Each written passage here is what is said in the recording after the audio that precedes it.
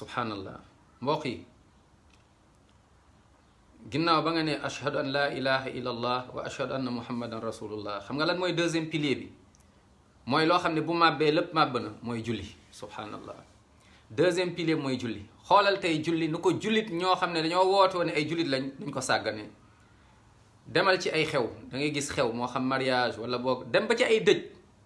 subhanallah dëj nga waroon cee tirer ay leçon xam ne yow it sa tour léegi mu ñëw bàmmeel a ngi lay xaar bientôt sa tour ñëw waaye waxtu bi day romb ñu toog jigéen ñu bari ñoo ci ëpp duñu jóg julli toog noonu ñenn ñi dañ bañ nañ ndax lan mooy nu ñu sol lii mënuñu ko seen diw yeeg yu mel noonu subhanallah jigéen ñu bari ak góor ñu bari des fois nga gis subhanallah waxtu bi romb looy wax sa borom bés penc xew jot na bu rus jógal nga dem jàpp julli bu dee yor nga jàpp nga dem julli des fois nga gis ci ay manifestation yoo xamante ne turu diine la wala boog nee nañ l'islam la ñuy xeexal waxtu julli romb di romb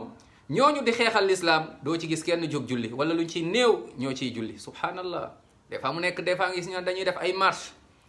waxtu bi di romb instant nga naan yaa ngi taxawal diine yaa ngi màbb diine subhanallah des fois nga gis mbir yoo xamante ne dañoo toog ne ay conférence mbirum diine waxtu bi di romb même kii naan moom mooy waxu diine turu diine du jóg julli subhanallah nañ ragal yàlla avant bés penc di taxaw